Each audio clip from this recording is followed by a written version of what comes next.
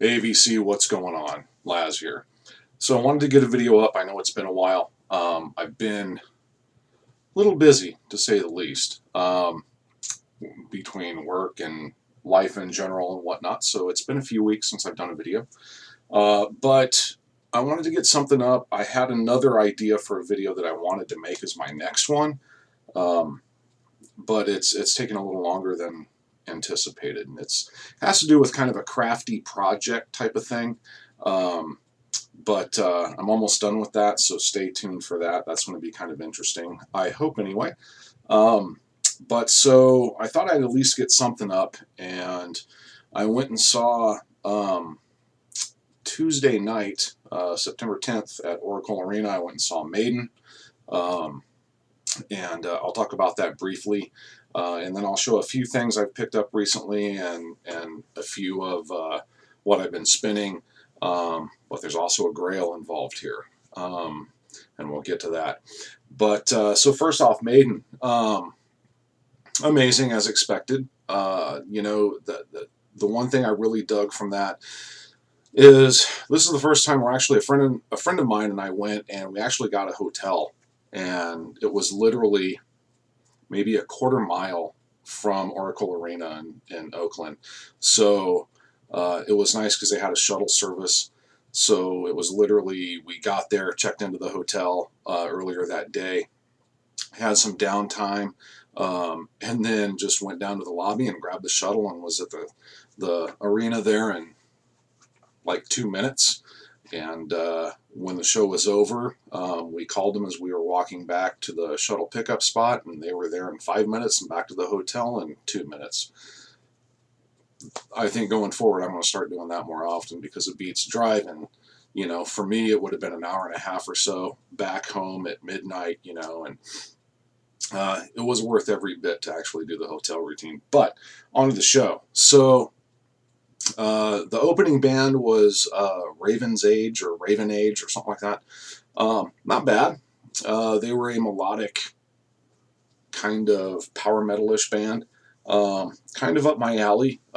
Songs were kind of hit and miss for me. Some things were really good and other things were kind of meh, But they did have really good showmanship.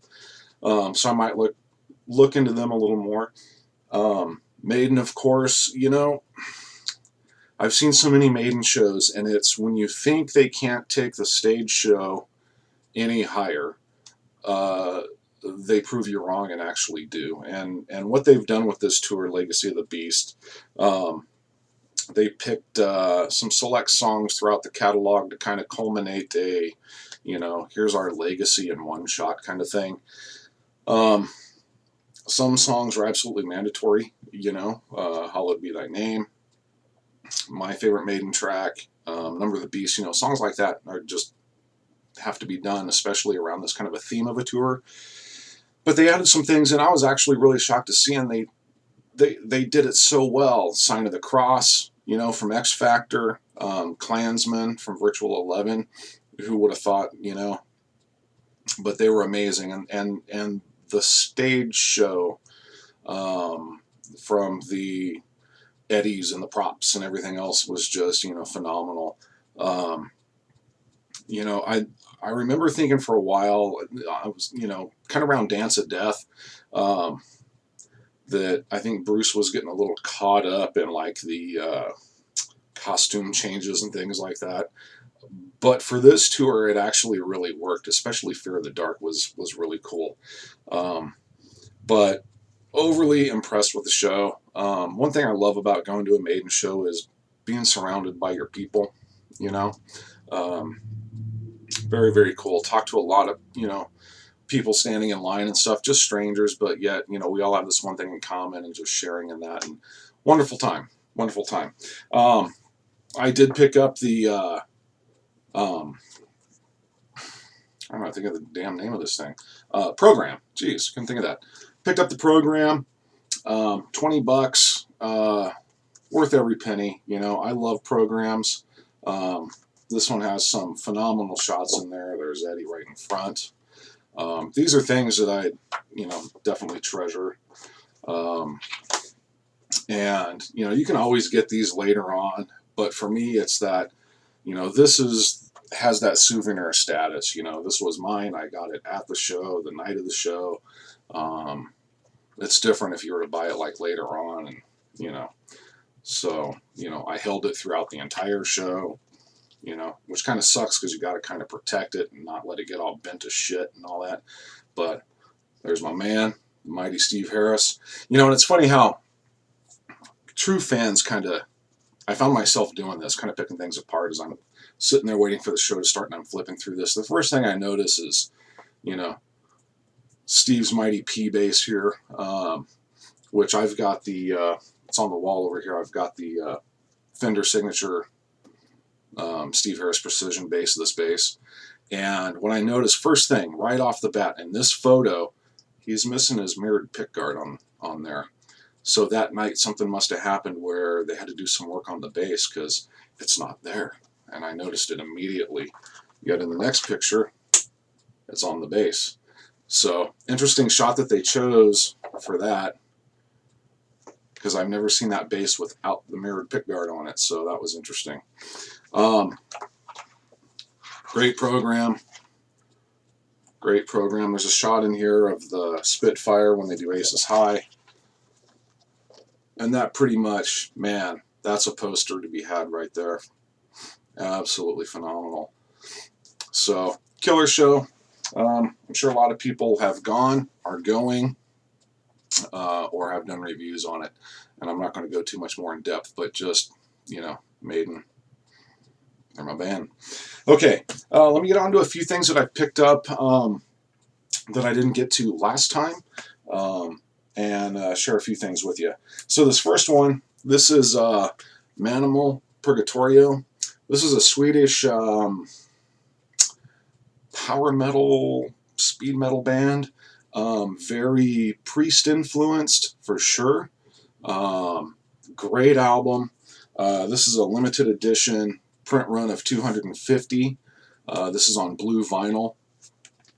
Great band. They've been around actually for a long time. This is a band that will record some stuff and then they kind of go on hiatus for a while. Like 2, 3, 4 years at a run, and then they'll come back and, you know, record some more stuff. Interesting look to the band. You know, a lot of this big heavy eye makeup and all that. But the musicianship, the vocals, freaking incredible. Look it up. You can find it on YouTube. Look up the title track. There's a video for that. Purgatorio by Manimal. This, I think, is going to be, you know, when it comes to metal, especially a lot of, you know, the European metal bands, or, you know, in this case, Swedish, a lot of these bands kind of, some kind of come and go, you know, and it's all of a sudden, hey, whatever happened to that band, you know, and you come to find out that just doesn't exist anymore. But they leave behind these nuggets of just killer stuff. And, you know, I don't know if Manimal is going to be a band that, you know, becomes the next Iron Maiden, you know, but what a killer album. Killer album, you know. There's quite a few bands like this. So I highly, highly recommend this. Check it out. Check that one out. Okay, here's another new one. This is one of my favorite power metal bands. This is one of the bands that got me into power metal to begin with. And they've gone through some different transitional phases. This is Zero Gravity by Rhapsody. And the big thing here is Luca Turilli is back in the band, I guess. So, kind of confusing. This band, when they first started, were Rhapsody. And Luca Turilli started the band, and they had quite a few albums. Then Luca Turilli left the band, started his own band, or his solo project, just Luca Turilli, and Rhapsody became Rhapsody of Fire. Then, it gets really confusing. Then Luca Turilli said, oh yeah, well fine. So he formed Luca Turilli's Rhapsody.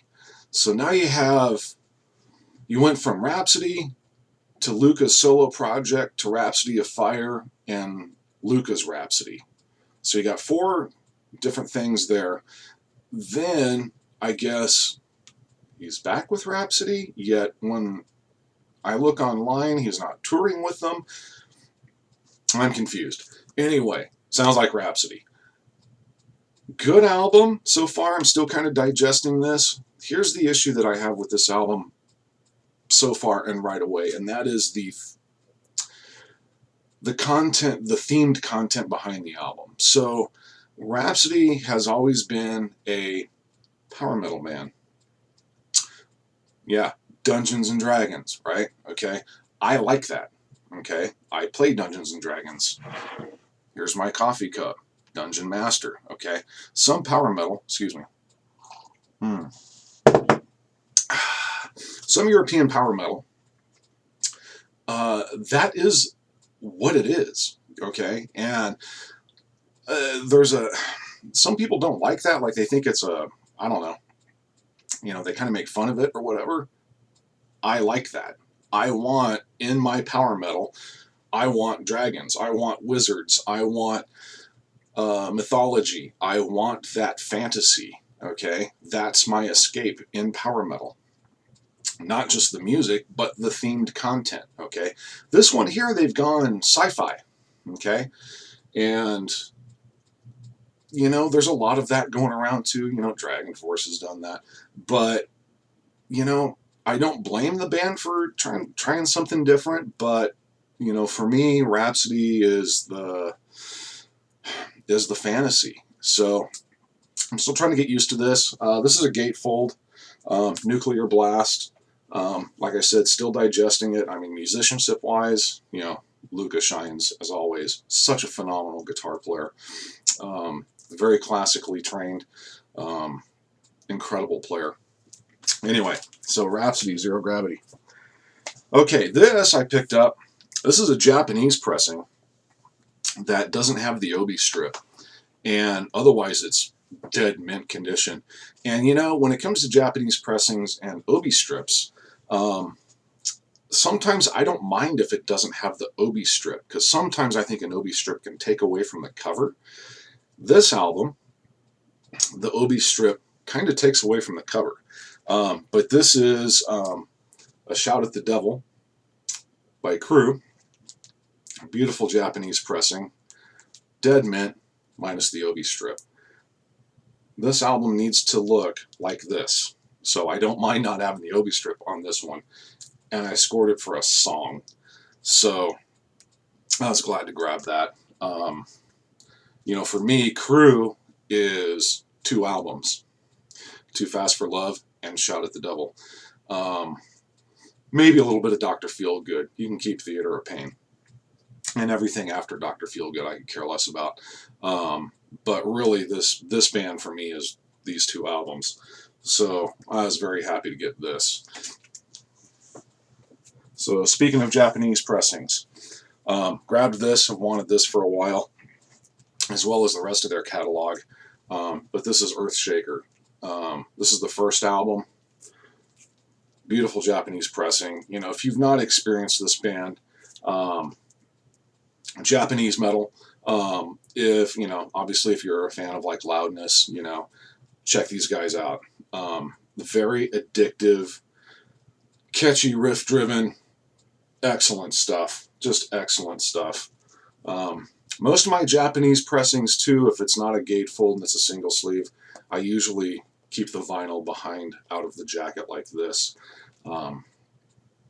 But yeah, Earthshaker, check them out. They have a decent sized catalog too. And then here's another one. This is Guitar Virtuoso Extraordinaire, straight up metal, sometimes speedy metal. This is Kuni Mask.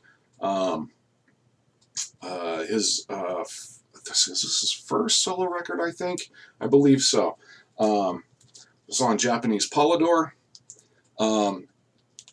Incredible, mind-blowing record. Check it out. This is on YouTube. You can, search this and listen to it. He has done a lot of work with other famous musicians. First one that comes to mind is Billy Sheehan. So check this out. Great, great stuff. Mask by Kuni. I believe it's pronounced Kuni. Could be Kunai. I'm you know, I'm not Japanese, so I don't know. But beautiful mint copy, Japanese pressing.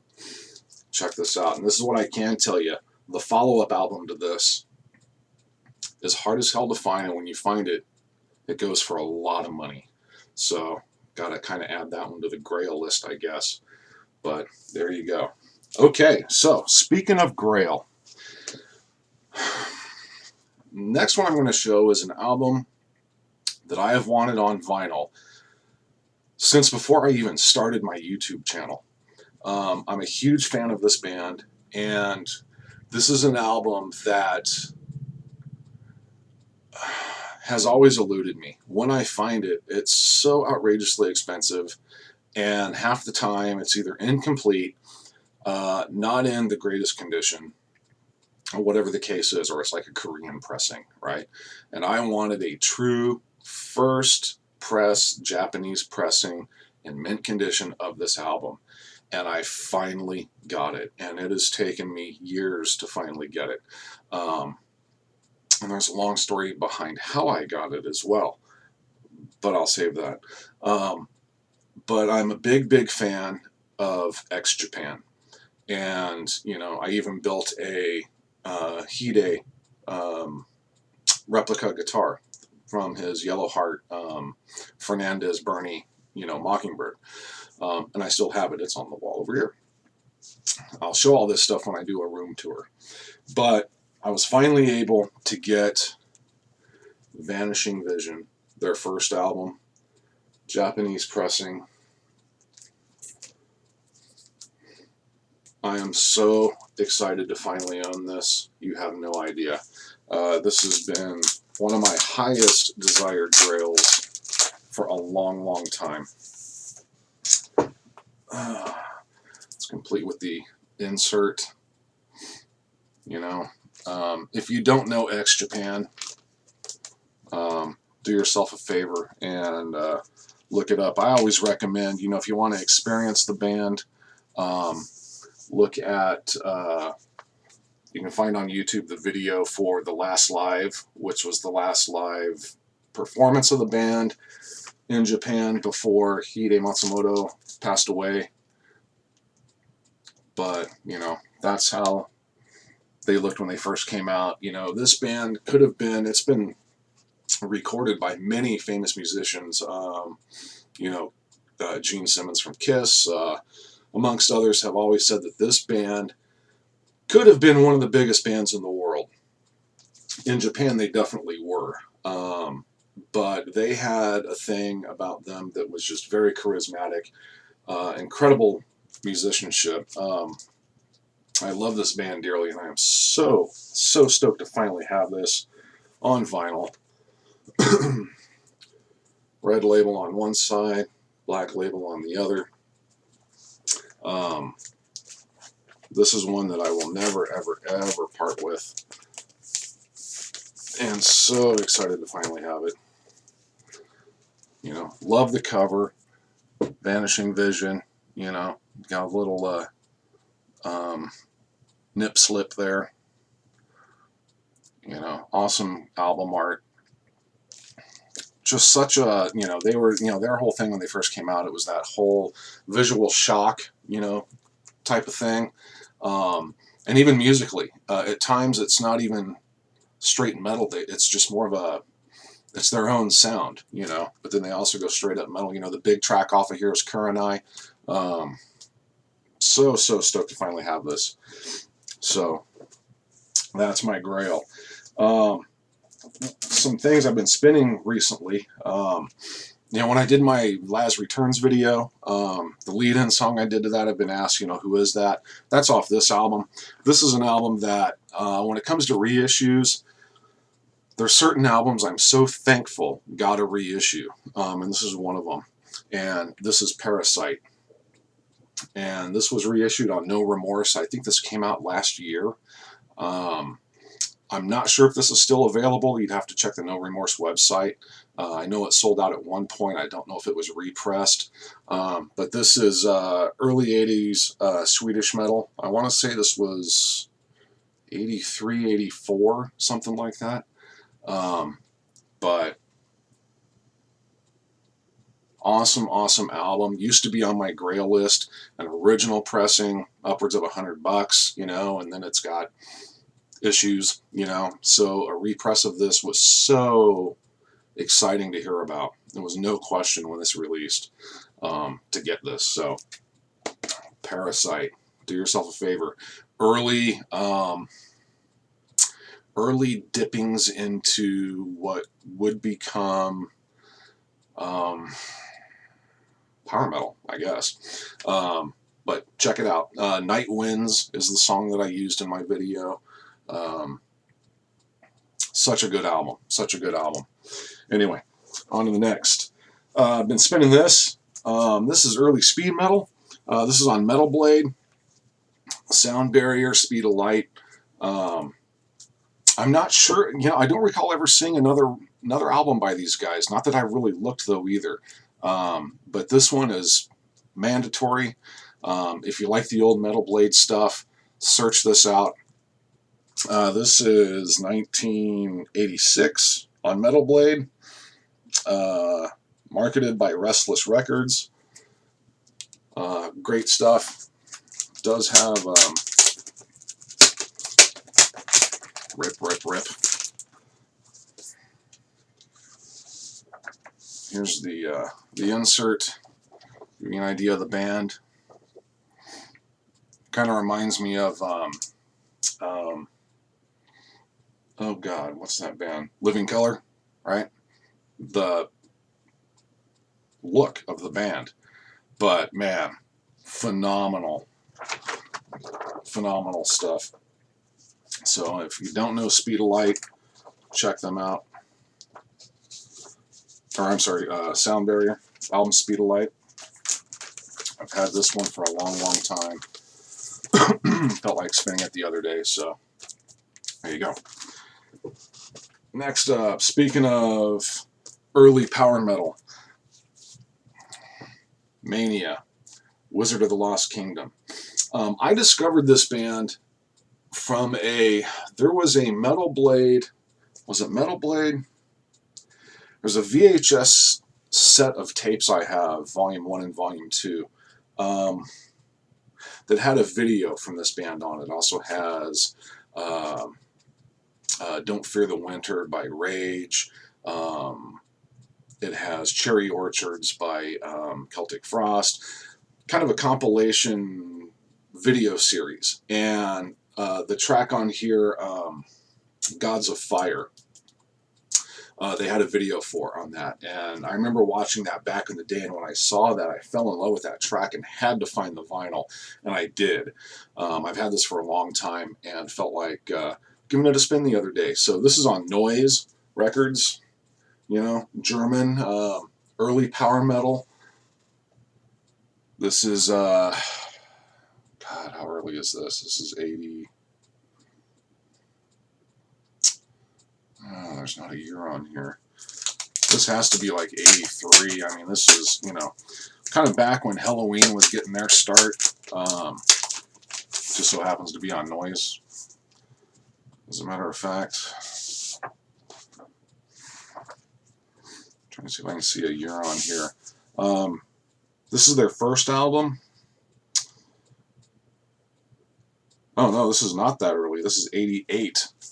So I'm a little off there on the year. So 1988. However, they had another album after this, I believe, Changing Times.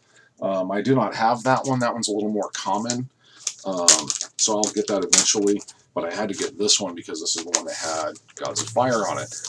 Once again, you can find that on YouTube as well. You can find the video for that. In fact, it's kind of a funny video because it's got this little kid who rides a skateboard and he's trying to go see Mania play a show.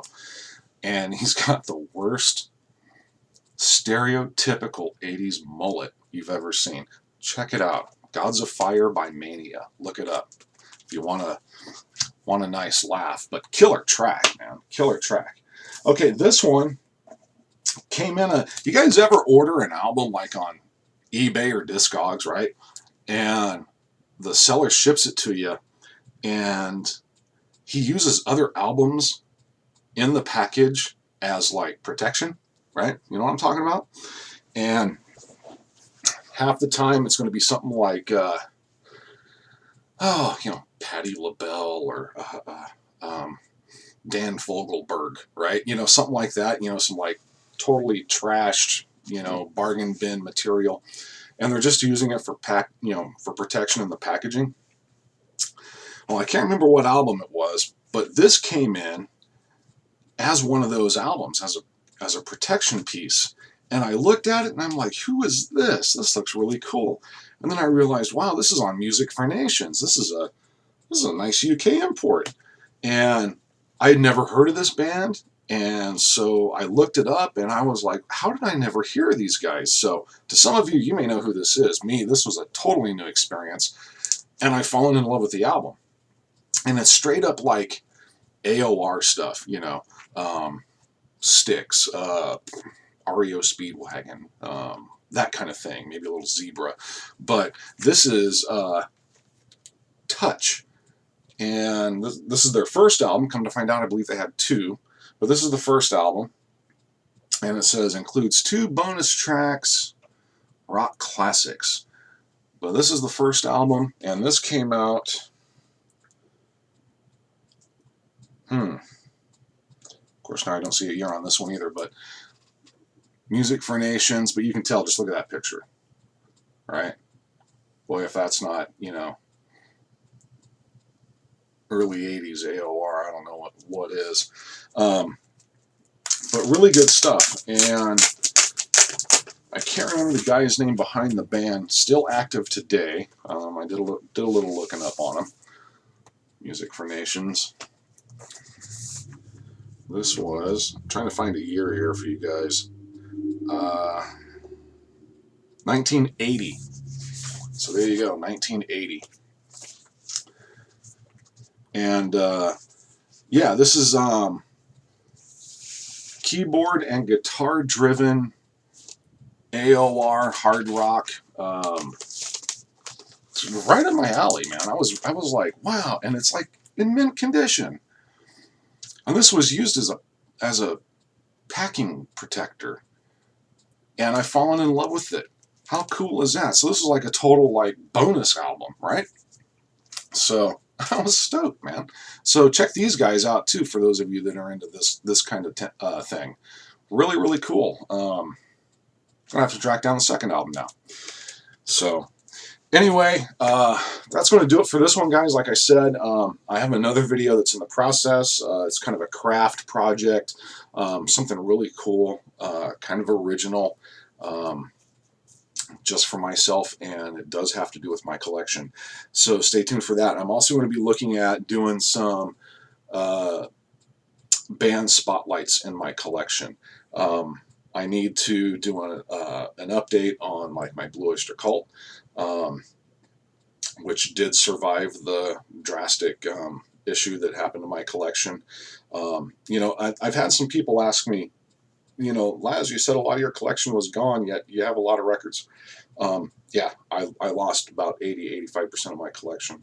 But some bands were saved because I was in the middle of moving it when disaster struck. So like all my Priest and Maiden, all that stuff is fine. BOC, Styx, a lot of that stuff is totally still here.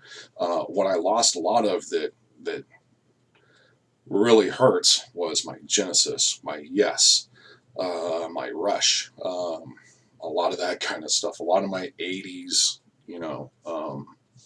new wave and synth pop stuff. That kind of stuff is primarily, Anyway, don't want to go down that road. So that's, I think, going to do it for this one, guys. Stay tuned. Sorry for the lapse in time there, but they're coming. So as always, peace. Stay in the groove.